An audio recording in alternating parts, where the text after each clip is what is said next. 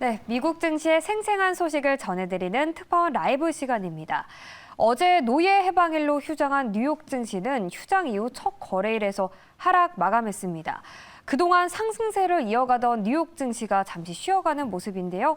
미국 현지에 있는 뉴욕 특파원 연결해서 자세한 내용 알아봅니다. 네, 김용갑 특파원, 뉴욕 증시 마감 상황 전해주시죠.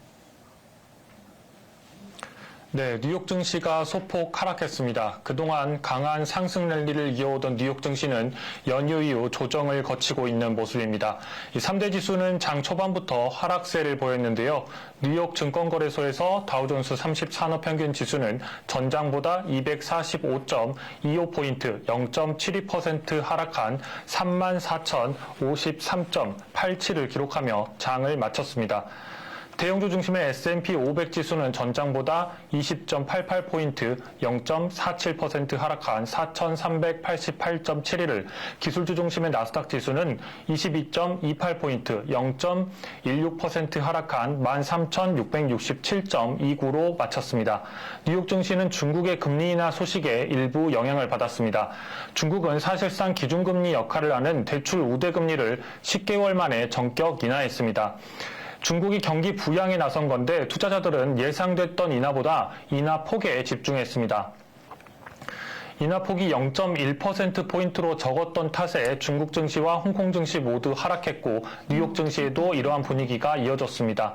이처럼 지난주 강한 상승 랠리를 지속하던 뉴욕 증시는 경계감을 이어가며 숨고르기에 나섰는데요. 특히 S&P 500에서 에너지 부분이 2% 이상 하락하며 부진한 모습을 보였습니다. 기업별로는 인텔과 나이키, 보잉이 각각 3% 이상 하락하며 다우지수를 끌어내렸습니다. 뉴욕 증시에 상장된 알리바바 그룹의 주가는 경영진 교체 소식이 나온 가운데 하락했습니다. 알리바바 그룹은 지주회사의 회장 겸 CEO인 데니얼 장이 물러나고 현 부회장인 차이 총신이 회장을 맡고 그리고 우용밍 전자상거래 부문 책임자가 CEO를 맡는다고 밝혔습니다. 회장직에 오르는 차이 부회장은 알리바바의 창업자인 마윈의 최측근입니다.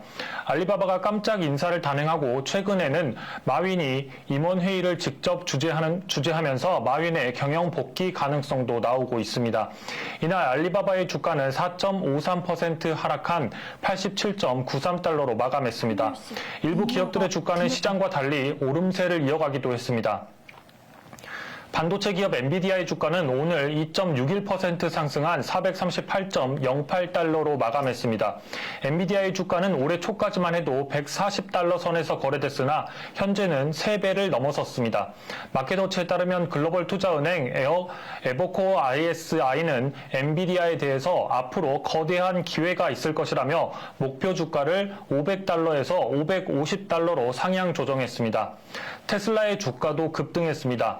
GM과 포드에 이어서 전기차 업체 리비안도 테슬라의 충전소인 슈퍼차저를 사용한다는 소식이 전해졌습니다. 리비안 고객들은 내년 봄부터 테슬라의 충전소를 이용할 수 있게 되는데요. 미국과 캐나다 전역에는 테슬라의 충전소가 총 12,000여 개 설치되어 있습니다.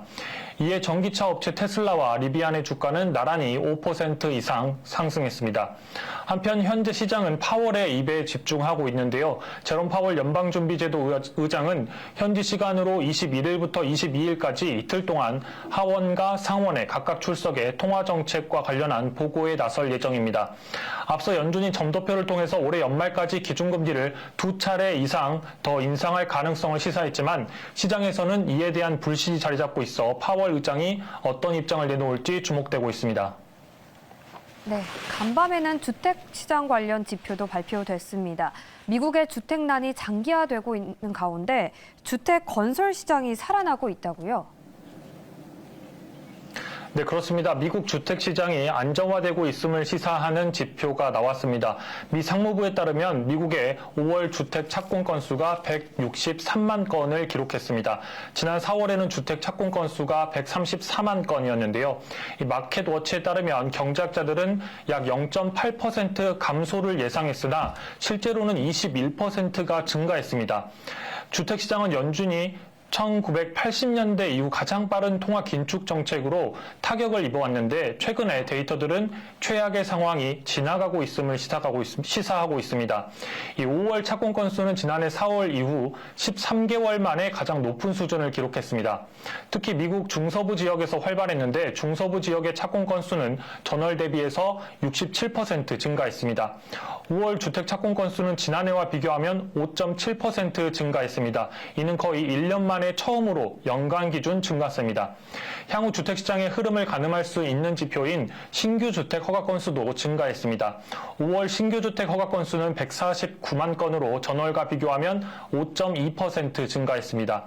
주택 종류별로 보면 단독주택 허가는 5월에 5.2% 증가했고 5세대 이상의 빌딩은 7.8% 증가했습니다. 마켓워치는 이 같은 주택시장의 움직임에 대해서 공급 부족이 지속하는 가운데 주택 구매자들의 수요가 살아나고 있기 때문이라고 분석했습니다. 지금까지 뉴욕에서 매일경제TV 김용갑입니다.